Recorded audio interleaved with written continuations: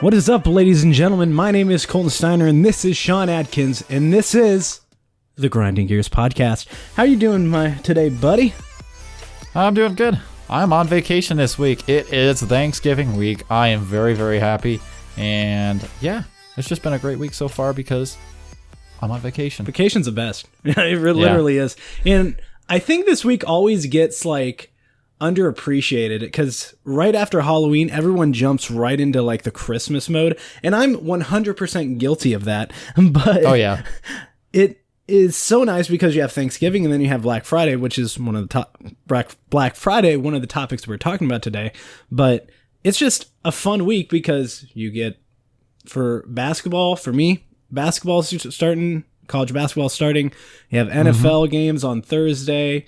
And while it's Thanksgiving, at least for my family, is going to be different this year, I mean, it's still a great tradition and great holiday. Do you guys ever do something for Thanksgiving usually? My family always does. Yeah, I mean, I'm short of the typical family get together of the dinner and stuff and watching the Thanksgiving Day parade. I mean, obviously we're not going to have a big family get together this year because of reasons. Yep, reasons. But I don't even know if there's going to be a Thanksgiving Day parade, which is there? Yeah, there is. I think there is going to to be a Thanksgiving Day parade this year. That's going to be kind of weird. Watching that. No audience. No audience. Well, to be fair, they never even sing in it, the performances and stuff. It's all lip singing. Yeah. Yeah, it's going to be interesting to see how they do it this year. I'm very curious to see. I seen somebody on Facebook interested in a Thanksgiving Day parade event. So I don't know what it's about. I really don't know what's going to go on, but I'm curious to see what it's going to be this year. Hopefully it's pretty good. Oh, yeah.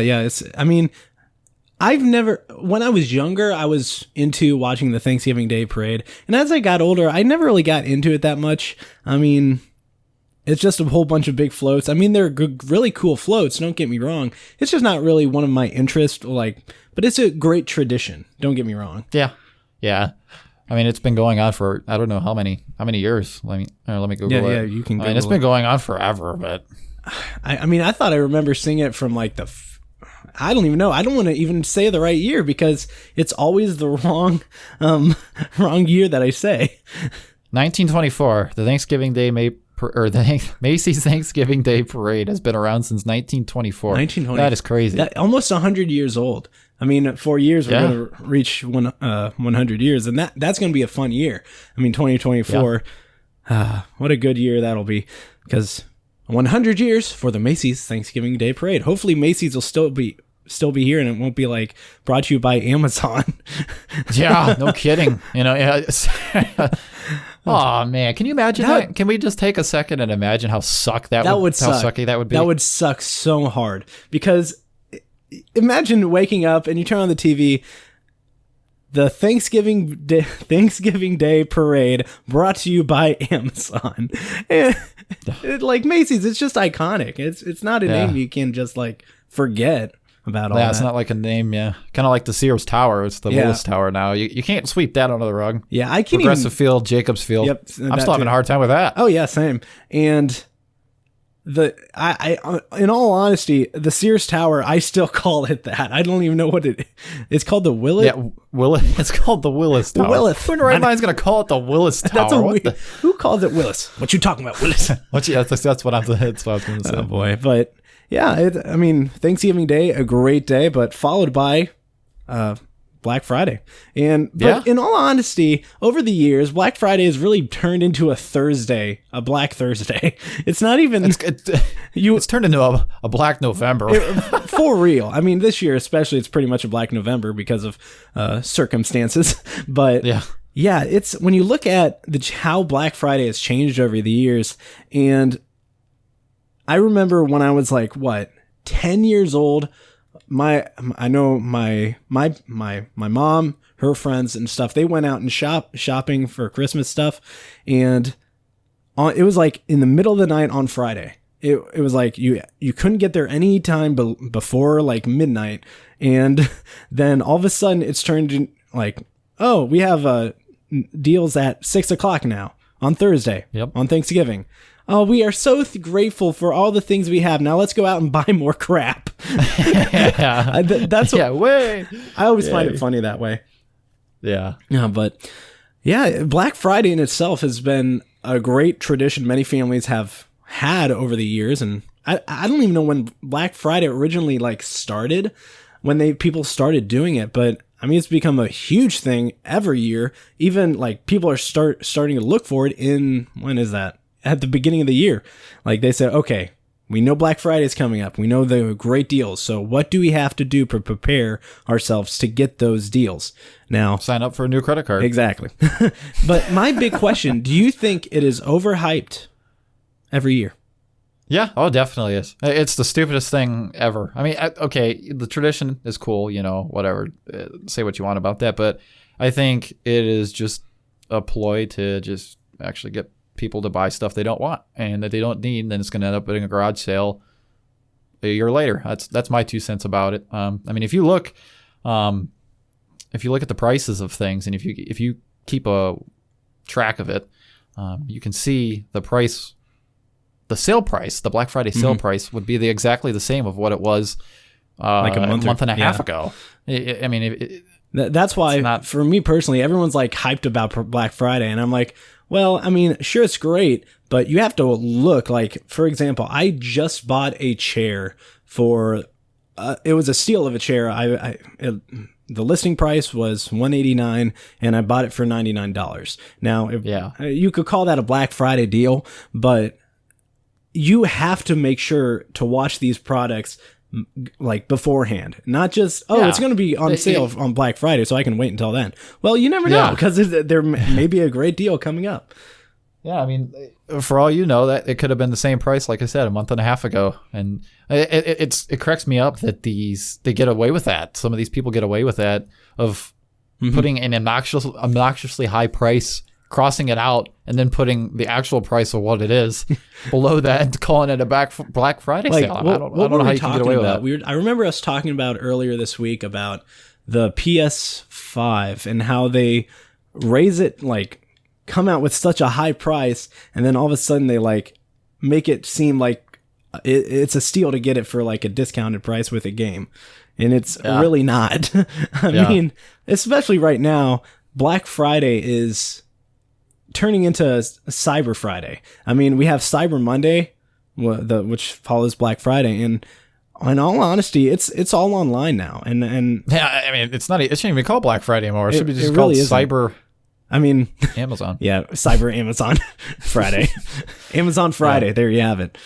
But that's kind of what we were talking about at the beginning of the show when we're talking about Macy's Thanksgiving Day Parade and Amazon buying them out, most likely. I mean, I definitely see that happening down the line. Everyone's moving away from in-store purchasing because it's so much easier to buy stuff online. And while it's good in circumstances, while it's cool to get stuff right, like mailed to your house, you don't have to go out, waste gas, stuff like that. It kind of takes away the fun and the experience of just shopping at a store and seeing the deals. And while it's cool to get that stuff for like a deal, you can go to a store and help those people keep their jobs and stuff like that. Yeah. So yeah, definitely. I mean, that's what a lot of people don't think about is the positive and negatives of situations like that. I mean, you're taking away these cashiers and stuff. I mean, sure, they could go to an Amazon warehouse or whatever, but the Amazon warehouses don't pop up everywhere. Or I mean, I guess they do pop up everywhere, but they're not in every single major city. So like these guys are going to have to drive like 45 minutes just to get this stupid Amazon warehouse to, replace their Macy's job or Dress Barn job or what other stuff's going out of business. JCPenney. Yeah, JCPenney too. I mean, you see Sears was a huge store. And it's sad to see all these stores like Toys R Us. I know they're starting to come back in little like fragments, but aside from that, it's very sad to see all these big stores close because of these big enterprises like Amazon. And as much I love getting stuff from Amazon, I'm an Amazon buyer myself, so I'm kind of part of the problem. But when you when you look at the entire round of things, it's important to help these other stores stay afloat so we have better jobs available and better experiences and better opportunities for these deals, because if everyone goes to Amazon, everything's going to be sold out within certain amount of time. If you think about it. Well, yeah, I mean, that's the thing that you don't think about is if you really want something. Well, kind of backing up to when I was building my computer and a lot of that stuff is Amazon. A lot of these online retailers, what do you call it? Don't even have some of the stuff in stock because everybody's like got those bots set up to buy stuff online. Yep. But I can waltz into my friendly neighborhood Micro Center, down in Columbus, and I grabbed every single part I bought or I built my computer with out of Micro Center, and I built it the same day. That's kind of what we're talking about with this Black Friday stuff. Like, sure, you can go to Amazon and stuff, and aside from this year, like, we're not taking into like the COVID. Like, this is a year that we've never really experienced. So take that out of the general picture. Observations. General observations. But when you look at it, getting stuff at stores is honestly a much better opportunity and much better deal, because some of these stores have like what is it, like bundles that you can get that are much better than just going online and buying it from Amazon or stuff like that, something like that. Yeah. So I mean, look at my processor and motherboard. When I bought it from Micro Center, I got an extra $20 off MSRP off my 3700X, and because I bundled it and bought the motherboard the same day with a compatible motherboard, I got an extra $20 off the motherboard. So I saved $40 off of, and Amazon can't match that. No, definitely not. I was like, well, that's cool. Like, people should really think and consider and look at some of these brick and mortar stuff, because they actually do offer some better deals than Amazon. Amazon's not always the go-to answer, and I wish people would actually just kind of stop and think that. Oh yeah, 100%. And for example, the TV I bought, like, I've got it from Walmart, so. And it was a much better. It was a Scepter 50-inch TV. I bought it a couple years ago. It wasn't Ultra HD, which the funny thing is now you can buy the same TV I have, but it's 4K for the same price. So yeah, I mean, TVs in general are interesting. Yeah, they are. They're all over the board, because it's weird when I was looking up TVs, because I really want to get a 75-inch TV to watch sports on. But when you go to the store, I see a 75-inch TV. Samsung that is $1,400. Then I see the same, like, a Samsung 75-inch TV for how much? It was like $500. It was like so much different. Maybe it was a 70-inch TV, but the price was so much different that TVs are just so weird to buy. And yeah, I mean, a lot of it has to depend on, like, if it's OLED or not, if it's, just different type of display panels and what the refresh rate has to do with it, and different types of HDR. I know they got that now, where it displays HDR content differently, but like, it is just crazy how TVs have come in prices and technology and stuff. It's just nuts. Oh yeah, 100%.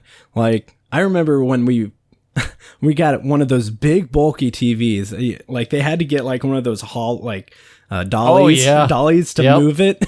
And nowadays you have these like thin TVs that are like 20 pounds, and you can just carry from room to room. It's just absolutely, definitely interesting and definitely a cool experience. But staying kind of moving back to the Black Friday, topic we were talking about. Did you ever have any experiences with Black Friday? See any crazy people running to get stuff, and moms fighting over a little Thompson a truck for their kid? Well, I've never really done the Black Friday shopping stuff, to be honest with you. I mean, some of the opinions that I have, I've just seen off of YouTube videos, and I'm like, well, I'm not sure if I really want to participate in that. Yeah, but so I can't really, I guess, form a good opinion about it, but because I haven't had too much experience. But I mean, overall, I mean, if it's a family tradition, if you like to go out there and nudge your way through shoppers, maybe they like to do adrenaline. all that stuff, so be it. Have some fun. Have some fun. That's your tradition. You're with your family. Enjoy it or whatever. But I'll be enjoying a nice cup of hot chocolate and watching the Polar Express. The Polar Express. Recliner, while you nudge your way through shoppers. Yeah, I mean, I personally. But what about you? I mean, what about you? I've never really been too much for going out on Black Friday. One, because you know how much I hate dealing with traffic. I think the entire world kind of knows how much I hate traffic for as much as I rant about it. But I was able to go with a friend of mine when I believe it was in high school. And when we went, I didn't even really want to buy anything. I just wanted to go for the experience of it. And when I went, everything for the most part had already been bought, because at that time everyone's got those like early deals like at 6:00. So by the time we got there, we got kind of like the stuff that no one really like wanted that much. I got a couple got a couple DVDs and Blu-rays, but aside from that, I really didn't get much. I mean, it was just fun to see. Well, for me, it was fun to see like everyone freak out about, I need this 50-inch TV that's on sale for $400. Yeah. Okay. Just wait a couple months. It'll be back on sale for $400 again, but it might be cheaper. Yeah, it might be cheaper. But yeah, that's really the only experience I've had with it, because I go out and buy my stuff in the stores like the week after Black Friday, and yeah, I just don't see the big humrah or whatever that that phrase is for Black Friday. But you know what? If you like doing it, if it gets you that adrenaline rush you need, just keep it civil. Yeah, for real. Especially this year. Yeah, definitely. So moving on from Black Friday. Yeah, that was a fun topic. Fun topic for show. I thought it would be interesting to talk about TV live streaming services and how cable is kind of falling off the map. So I know you don't have any live streaming services like YouTube TV, Hulu, stuff like that. But no. What are your opinions on the current state of live streaming services like YouTube TV or services like Netflix and Hulu and stuff like that? I mean, I think it's great. I like the YouTube TV. You let me use yours for a while, and just to see it, and I like the user interface of it. I like how it works. I mean, it's just like the normal cable TV. I mean, you get the same channels, you get the same features, you get the same access, whatever. I think it works really well. But overall, I think it's going to be wrapped around of what cable is going, or what cable is now. The demise of that. I think live streaming is going to eventually end up to that same place too. So I don't know. I can't really speak from experience from it, because I haven't even had cable here at my apartment. I've just had that live streaming stuff, but for a little bit. But yeah, I mean, for me, we've had a lot of experiences when it comes to live streaming services, and we had Dish. So we started out with our local service provider, and they didn't have the Big Ten network, which a lot of people seem to have a problem with when it comes to local providers.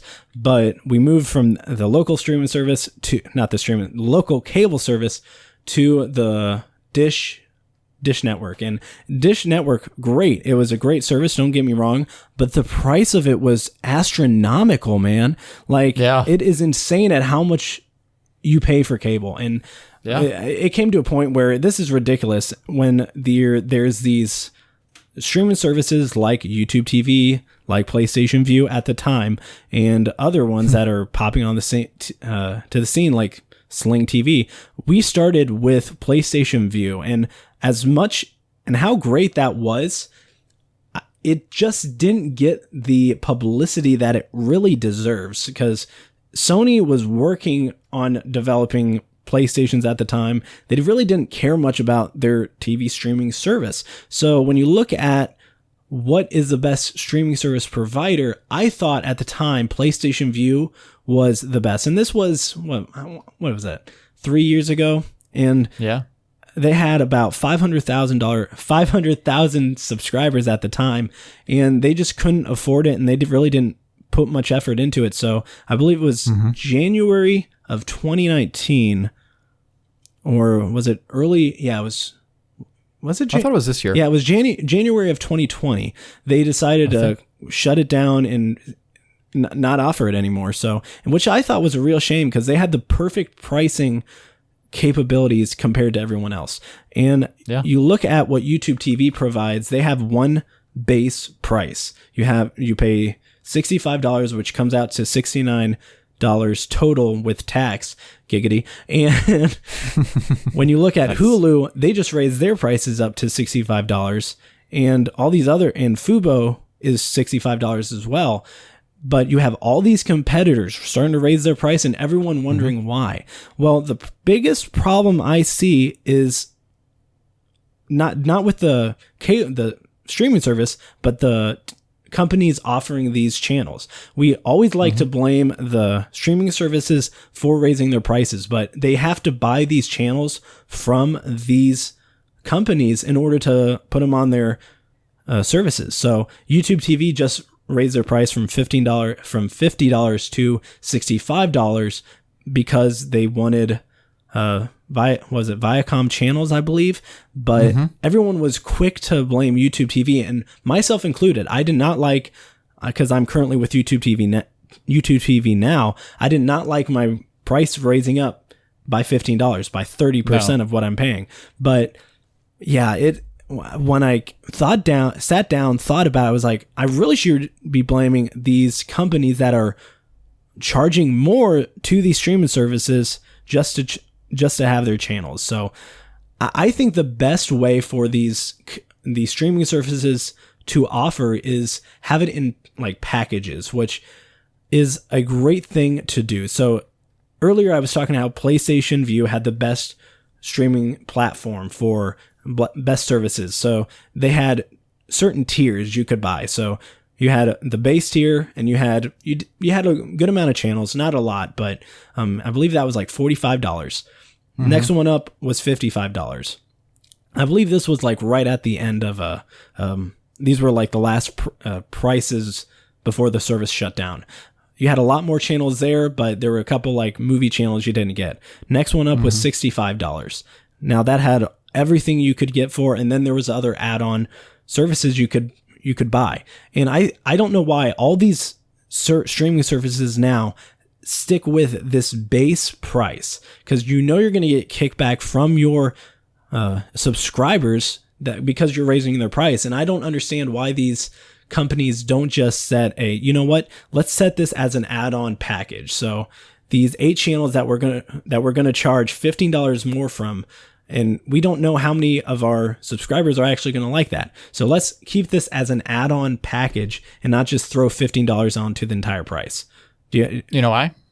Oh, yeah. Why? They got you locked. Yep. They got you locked. They know that if they jack up the price of $15, they're going to keep you as a customer regardless, because let's say everybody throws hissy fits and quits this YouTube TV. In my opinion, YouTube TV has the best user interface, and I think the best channel selection.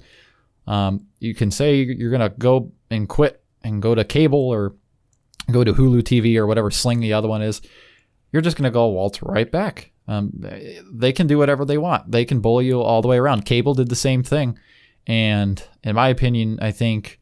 I agree with you there. Where I would love to have an add-on TV packages, but like you said, it's going to be the same way with cable. They're just going to raise their prices, and you're trapped. You're just going to end up having to go without it if you really don't want TV. That's going to be, I guess, the demise of the live streaming is the same way cable died, in my opinion. And it gets to a point where they're raising their prices, and everyone was upset. When YouTube TV first came out, I was really, when they announced they were coming out with a live streaming service, I was really hopeful for that. I was like, this looks really good. I really like this thing. And at the time, it was $40 when it was $35 when it launched, I believe. Wow. But wow. At the time, I was like, it's not going to say $35 forever. At the time, they barely had any channels, and they weren't really in any areas. They were in like Los Angeles, New York, what else? San Antonio, I believe, Dallas, maybe. And they really weren't in any other cities. Chicago, I believe, was another city. But aside from those cities, they really didn't have anywhere else to go. So then they started going out, and then they had to raise their price to $40. And I believe that was their price for a while, for a couple years, maybe a year and a half. And then they raised it up to $50. And everyone was complaining about those price hikes. And I'm like, this doesn't surprise me, because they have to get these channels and they have to buy them, get more people into like, oh, hey, look how many channels they offer. Sure, I'm going to have to pay a little bit more money, but it's still a third of the price of cable. I mean, it's still cheaper than cable. Yeah, at the moment. As much as I complain about cable, it is incredibly cheaper going with YouTube TV. I mean, everyone's like, okay, say cable is like $140 a month. You don't have to deal with the internet, you get cable. But even if you have like a streaming service like YouTube TV, that is $70 with tax.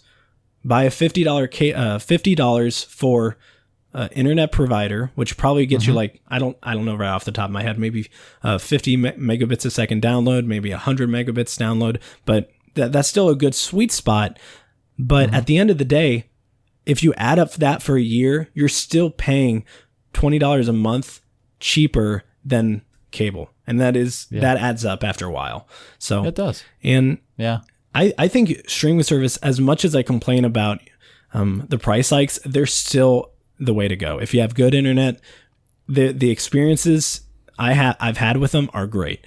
And especially YouTube TV, I complain about them removing channels like the local sports channel like Fox Sports Ohio and stuff like that. But that's the problem with these companies. They're getting greedy and they're saying, hey, we want you to raise their price. And I actually stand beside YouTube TV in this decision. They probably were sick of raising the prices for these companies, and they were like, you know what, we're putting our foot down and we're not gonna sign you for another year or something like that. Sign a contract with you guys because those Fox Sports Ohio, to my knowledge, aren't on Hulu TV either.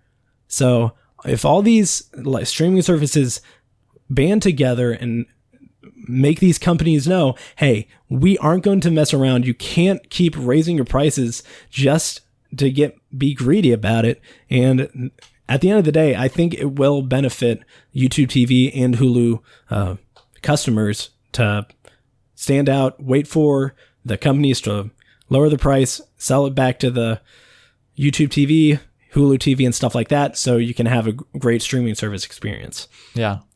Yep. Yeah. So moving on from live streaming, what is your favorite non-live streaming service like Hulu, Netflix, Amazon Prime, Apple TV Plus, so stuff like that? You probably already know the answer to this one. I'll let you guess what my favorite non-live TV streaming service is. I'm going with Apple TV Plus. Yeah, definitely. I love the originals on there. Their originals, the production quality is so good. It just, in my opinion, it shoots Netflix out of the ballpark. If you've watched Defending Jacob, that's a really good show. What's the other one? There's this. Shoot, I haven't watched TV in so long. I don't even remember half the names of the shows. There's something about a video game creation. That's going to bug me. Of course, now that I'm on camera, I can't remember anything. But I really like the Apple TV Plus original TV shows and the Charlie Brown, the Peanuts stuff, how that's on there. It's really cool how you can still kind of watch cartoons again on there. Yep. Overall, I think it's a cool platform with a lot of good shows, a lot of good originals, but just not enough to compete with Netflix, at least at the moment. Netflix and Hulu and other different providers. I mean, when you think about it, Apple TV Plus just came out like, what was that, last year? Yeah, it was last year, last September, and I believe. Me personally, I'm a big Disney Plus fan, and I've watched Disney all my life, and that's another great service that is cheap. And I got into a bundle where I could buy 3 years for the price of 2. So I'm stuck with Disney Plus for a year because, in my opinion, those are very similar providers in the fact that they came out the same year. They offer different streaming services, like streaming experiences, obviously, because Disney Plus only has Disney, but Apple has like originals and other TV shows that you see from like Peanuts and stuff like that. But yeah, it's really interesting to see all these streaming services arrive. And I think there was one service that kind of gets tossed under the water, and it's Amazon Prime Video. And everyone is quick to go to Hulu or Netflix or these new ones like Disney Plus and Apple TV Plus. But I think Amazon has a really great lineup of TV shows that they have. They have House, they have The Mentalist. I believe they still have Psych on there too. And they have Monk. So, and they teamed up with IMDb, so you can watch White Collar too, and a whole bunch of other movies and TV shows on their site as well. So I didn't know that. Yeah, they offer a lot of videos and TV shows. So I highly, if you have an Amazon Prime account, go watch some shows on Amazon Video. It's awesome watching some videos, and I highly recommend watching The Mentalist. It's one of my favorite shows of all time. I'm currently binge watching it now. Yeah, but I'll tell you what, speaking of plug a show you should really watch and encourage some other people to watch is called The Good Place. It's it's NBC who made it, but it's on Netflix. I highly recommend that. That is literally one of my favorite TV shows of all time now. It literally took Trump. What is that? It took Psych and what's that? My other favorite TV show, Parks and Rec, and just put them down. I guess what I was going to say is Trump the show. Trump the shows for the top of the list, to the top of the list. But it is a really good show with a good meaning, lots of good characters, incredible acting, and cool visual on screen effects too. I highly recommend checking that out. Oh yeah, I mean, this is an area where we can go on and on about. I mean, that's a show I'll have to check out because when I get back to having Amazon, I believe I'm going to get it in January because Cobra Kai comes out with their 3rd season, which is another show y'all should watch. Yeah, I need to watch that. It's really good. If you like the Karate Kids, it really works on the nostalgia there from the 80s. And I think it's kind of funny. We've reached this time period where every movie wants to go back and relive the 80s or TV show. We had Stranger Things, then we had Cobra Kai, and they came out at very similar times. And when I first saw the trailer for Cobra Kai, I was like, man, that's a really interesting show. I could really get into this. But you know what? It's really nice seeing, as much as I complain about movies these days being just remakes, TV shows are very good now. Like, there's so many good TV shows you can sit down and watch, and even watching them, like binge watching them over and over again, is such a fun experience. Because a movie, you get 2 hours, 2 to maybe 3 hours of enjoyment, and then you're done. And then you can go watch the remake for another 2 hours if you want. But then there's the TV shows where you can watch literally a season in one day, and then you have 10 other seasons to go. And it's just cool to see these creators sit down and make a great TV show. And The Mandalorian, I know you're not a big Star Wars fan, but The Mandalorian is really popping off, and it's a great show. And what they're able to do with these streaming services and creating original content is very promising going forward. So I think that when we were thinking about topics to come up with shows, come up with topics this week for the show, I thought live streaming services would be a great topic because everything's popping off. You have all these ones rising up out of the blue and being pretty good services. So yeah, that's what. And I'll kind of jump on that too. I mean, it'll also be like I said earlier, the demise of all that stuff is because all these streaming services are going to pop up and they're going to be exclusive. So if you want to watch your own, let's say Parks and Rec, it's going to be in Parks and Rec in The Good Place or whatever. It's going to be on NBC's live streaming thing. Yeah, Peacock. If you want to watch sports, it's going to be on Fox News streaming, or Fox News. What the heck? Fox Network streaming services that they'll magically come up with. I mean, before you know it, you're going to be paying left and right for all these dumb live streaming services and add YouTube TV that's going to be costing like $85 a month. And eventually it's going to become it's going to become more than cable. Yeah. What more than the cable costs. And I think there will come a point where if all these companies, you know what, if you wanted to watch live, pay $5 for us and you can watch all the Fox Sports channels like Fox Sports 1, Fox Sports 2, Fox, and Fox Sports Ohio. Say you have all these streaming services bundling into one channel, and then you pay $5 for that. Then you pay $5 for another one. So like ABC, Disney channels, like ESPN, ABC. I don't know what all they own. Maybe TBS, TNT, stuff like that. They probably don't own those two, but I'm just dishing out channels right now. But who knows? At the end of the day, maybe it'll be cheaper if all these companies break off and do their own thing. But you know, they may raise the price then too. So it's a game-changing day. It's changing night and day. So yeah, we didn't even have cable 30 years ago. We barely had cable. Now it's streaming services, and it's been interesting watching it all grow up just in the last 5 years. All these things pop up. So, and it's interesting to see how greedy people are. Going back to our topic last week, you know how greedy everything is, and TV is free when it first came out. Oh yeah, you know, over the air. Yep. You know, you had to adjust rabbit ears and stuff. I remember adjusting stuff. We still have a antenna that we can watch like the local channels on it, which is nice. Yeah. So yeah, and I think that actually gets kind of forgotten because really does. It really does. And everyone's like, oh, what about our local channels? Well, you could just get an antenna.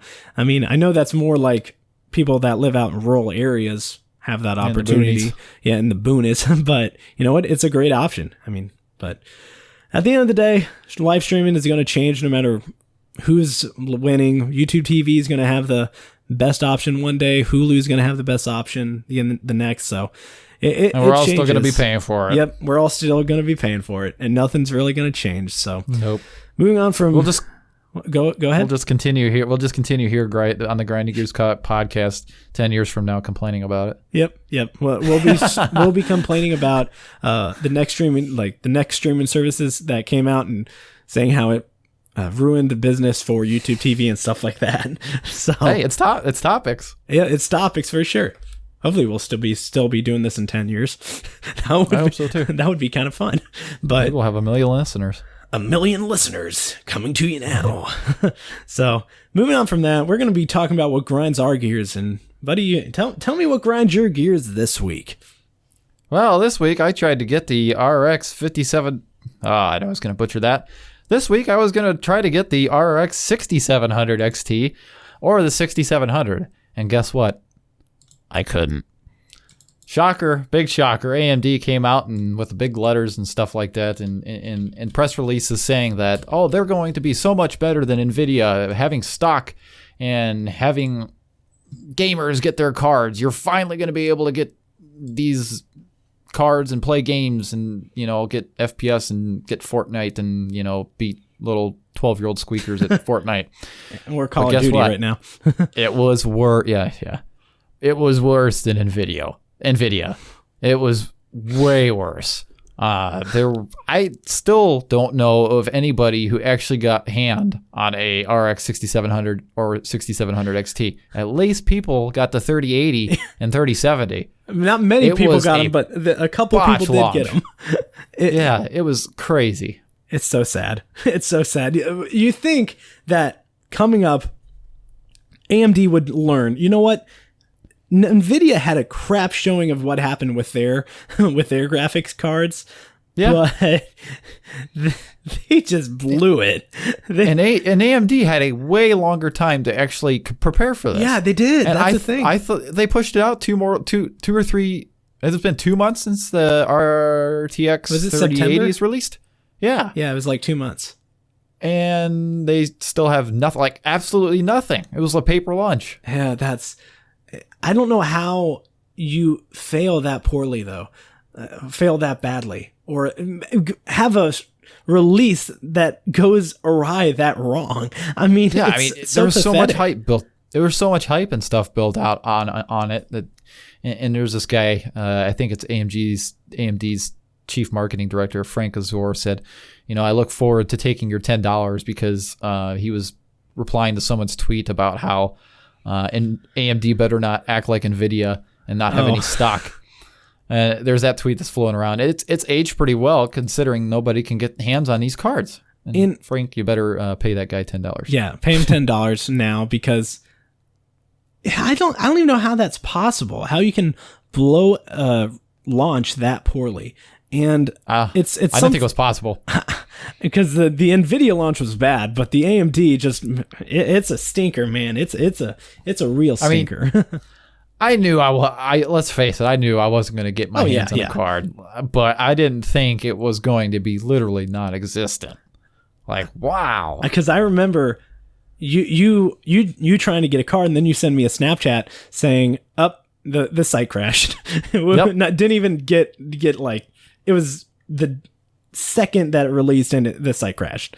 Gotta love it. It is absolutely terrible. It's a shame.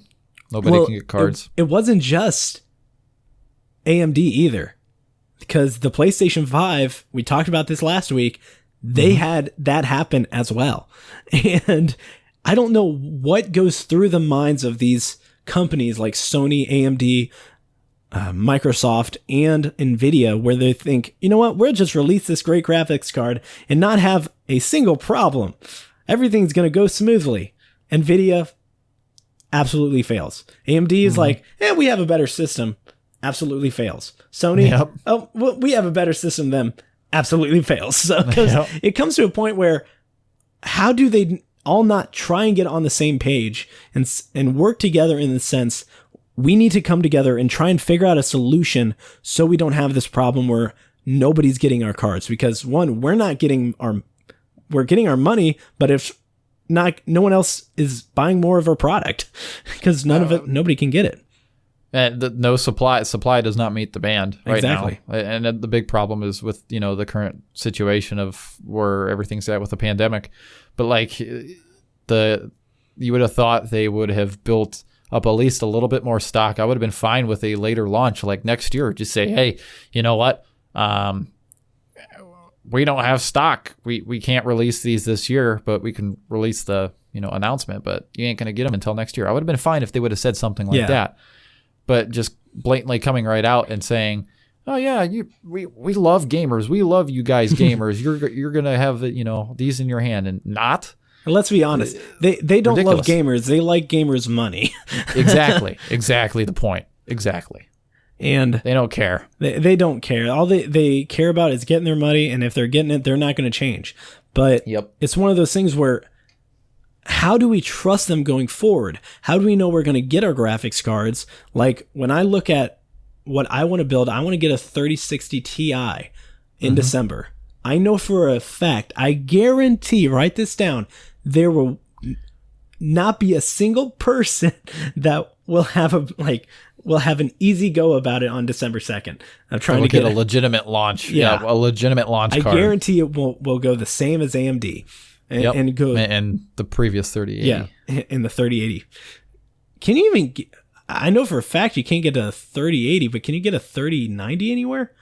Nope, can't get those either. I don't understand how people come up with this money. This magical amount of money. That's a $1,500 graphics card. I don't understand how people can just fork out that much at one time. What also blows my mind is, aren't they producing these things as well? Like, are they not releasing them? So were you not ready to release them to the general public?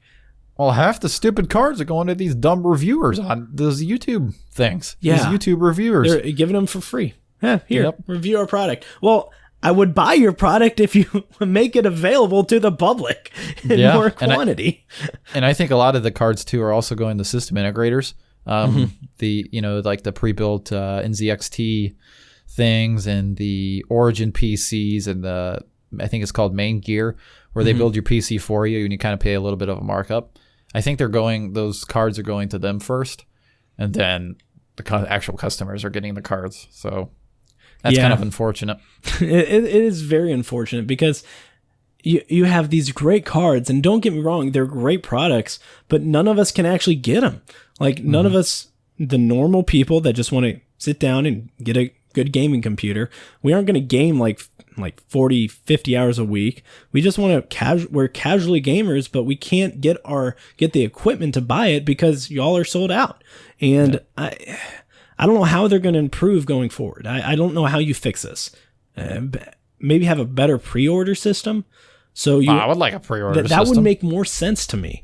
I mean, I don't know why they pre-order system, and I would like them to stop hyping the whole launch up, saying, "Yeah, we'll get you your cards," and then not. That's the problem. Yeah, you can't hype this stuff up, saying you'll give us the cards and just not, and nobody's getting it because we're the 3080 and the 3090 were 2 months after, and you still can't get one. So, and when I look at AMD, which has had an even worse launch, I guarantee you won't be able to get anything until February. I don't think you will. Yeah, probably not. So people are already depressed because of the current situation. Why make them even more depressed? Yeah, and I don't think the 3060 Ti will be available till March at least. And I've tossed around the past couple of weeks of buying a 5700 XT or a 2060 Super or 2070 Super. Mm-hmm. Just to tie me over. But I'm like, it's not worth it. The value proposition isn't there.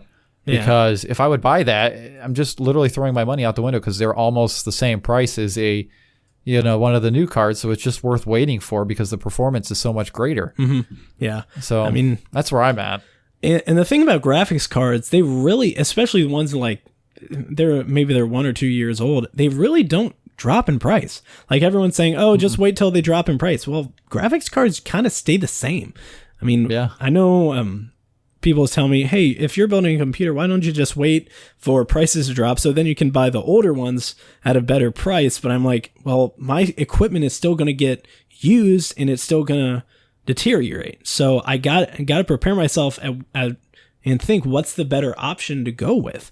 So maybe I'm spending a little bit more on a newer card, but that older card may not last me near as long since it's an older card and maybe it's not as compatible with programs on computers and BIOS and stuff like that. But it's just very disappointing with these launches, man. Yeah. Yeah, definitely. But if that's all you have on graphics cards, I'm going to go about my rants. All right. So Twitch, if you guys are not affiliate, what's the right word? What is the right word for it? If you're not really educated on Twitch, there's this thing called Twitch affiliate, which is what I worked my tail off to get 3 or 4 months ago. And it was a hard thing to get because I started streaming in March, I believe. It was around March, maybe early April. And so you have to have 50 followers. You have to have an average viewership of 3 within a 30-day period. And then you also have to have, stream on 12 different days. And what affiliate allows you to do, it allows you to get paid, allows you to get a subscription service and create emotes and stuff like that for your viewers. So I believe I have 3 emotes on different tiers for subscriptions. But there has been a company, I don't know who did it. I don't know if this is true. I don't know if it is available out there, but they said you can now buy Twitch affiliate. And in all honesty, that is the most stupidest thing I have ever seen. Because if you look at it, I believe to buy Twitch affiliate, it was like $5 a month. And wow. Yeah, $5 a month. And it really doesn't make any sense because when you first get affiliate, you really don't get many subscribers unless if you pop off huge. But even if you first start, unless if you're an ethot or a cam girl, stuff like that, you aren't really going to get many viewers. Like that is the full honest opinion about it. And it comes to a point where you're spending more money than what you actually have. And you're just paying for nothing. Like, sure, affiliate is great. Sure, you can have a great viewership. And I love my audience and I love the people that watch me on Twitch. But at the end of the day, if you're paying money to have Twitch affiliate, that's a waste of money. That makes absolutely no sense whatsoever. And when I look at what every single company is doing. It's like paying to win. And I don't understand why people are buying this. It's what we talked about last week with microtransaction, and it's creeped its way into the streaming service like Twitch and YouTube streaming. It makes no sense to me. And I don't know why people think it's, hey, I can pay $5 and I can be a Twitch affiliate. No, that's the stupidest thing I've ever heard of. Yeah.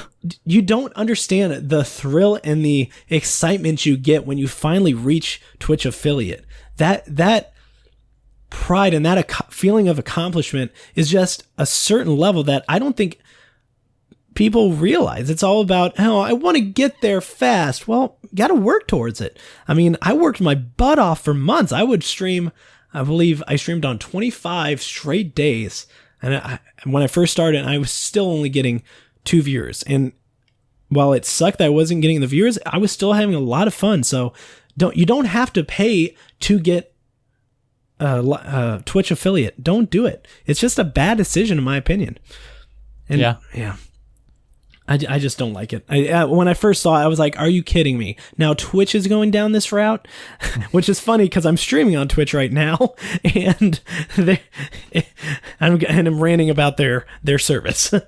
Yeah, I mean, it's unfortunate. I mean, everything is going to end up going the microtransaction route just to get the last buck out of us. You know what I mean? I mean, it's crazy. The whole industry as gaming, streaming services from the streamer themselves. Mm-hmm. Yep. I mean, it's crazy where it's going to.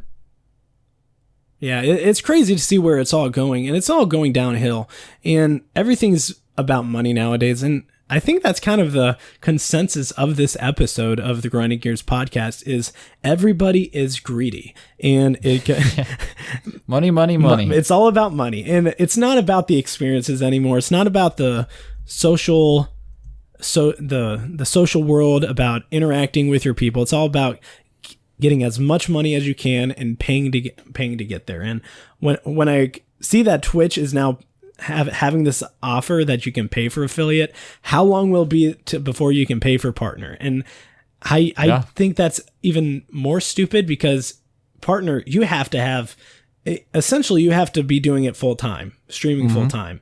And it's a certain point where how much are they going to have to pay per month in order to get partner? Is it going to be $50 a month? Because that would make more sense. Because $5 a month for affiliate, you need at least 2 subscribers to start. And that may not sound like a lot, but it really, you got to get a good audience to do it. I mean, I know there are a lot of people that struggle to have subscribers, and they've been affiliate for a long time.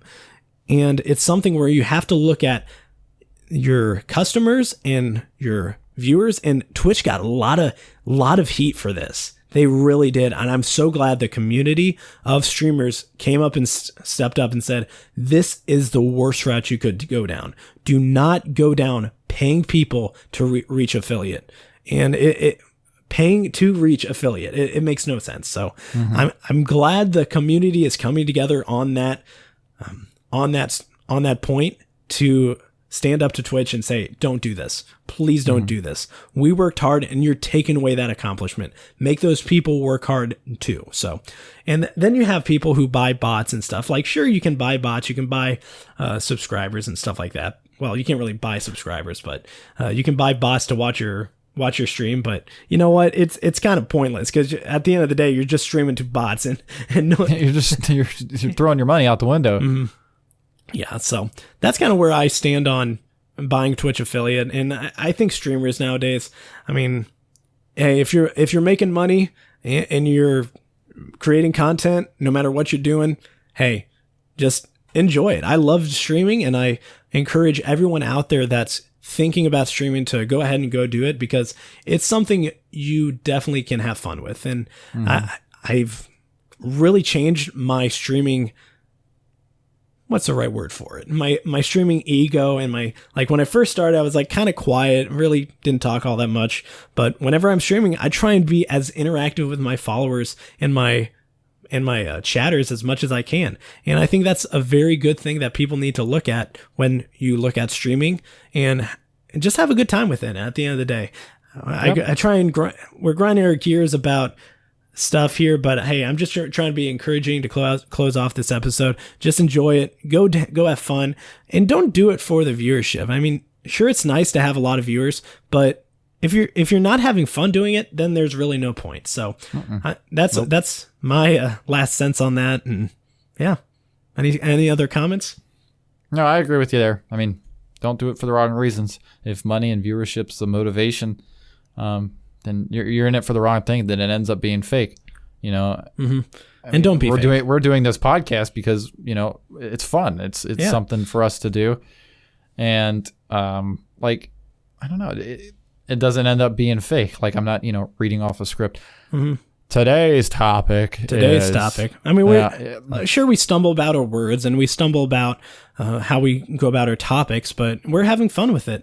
And when we first thought, we've been talking about doing this podcast for a long time, and it's one of those things where we finally sat down and we're like, you know what? We need to do this. This is something I think we'll both enjoy. And after the first episode, we were like, we need to do this more. So it's a lot of fun. It is a lot of fun. It's still a work in progress. There's still some bumps in the road that definitely that we need to iron out. But like, you know, it's a lot of fun for me to edit together. It's a lot of fun for me to like put, you know, the music and stuff. It's a lot of fun for you to put it on Twitch, and it's really fun to me and cool to me to see myself on webcam or whatever on your Twitch channel. It's a whole cool experience. And, you know, if we make money on it, great. You know, that's not our motivation. I mean, great. I'll just, you know, money's good.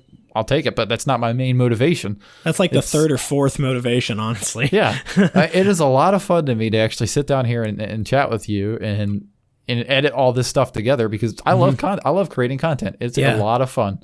And it's fun for me because I love putting, because you do the audio stuff, then I put it up on our podcasting host sites, and then it distributes it around to other sites such as Apple Podcasts, Spotify, Google Podcasts, and it's just fun to have your voice heard on those platforms. So I think it's fun. It's fun to post social media stuff. We have an Instagram for the show too, and I create little short snippets of the show in video form, which is fun for me to do. And it's just a whole, if you're not having fun, then you're doing it wrong at the end of the day. So I think that's how we're going to close off the show. Yeah. If you don't have anything else. I'd say go ahead and check out our Instagram to follow us up there for some updates, and Colton likes to post some excerpts of our podcasts on there. So go check that out. He works pretty hard on those. Might just start posting some stories of maybe some topics that goes on during the week. So I'd say go check that out. We now have a YouTube channel as well. Yep. So be sure to go check that out. It's the Grinding Gears Podcast. Yep. We're uploading. If you don't get a chance, if you listen to this on the podcast app and you can't see our faces, you now have a chance to go see it on YouTube. Our wonderful faces on YouTube. So go be sure to check that out too. And I think this is the first time, I never actually told you about this prior to the show, but I'm thinking of people like asking questions about certain topics of the show. So like tech news, if they had questions, or sports news for myself, if they had questions there, or just entertainment questions in general. It's called the Grinding Gossip. I think would be a fun topic and a fun segment if they would. People just send in their questions. I kind of like that. I like that. Yeah. I mean, I would love to have some more fan interaction. I'd love to interact with some more people. I think that's a good idea. Yeah. So, we're excited to do this. We're live every Monday on Twitch, and then the show itself will be live on Spotify, Apple Podcast, and Google Podcast the following day. So, thank you guys for watching. My name is Colton Steiner, and this is Sean Atkins, and this is the Grinding Gears Podcast. We'll see you guys next time. Bye. Bye.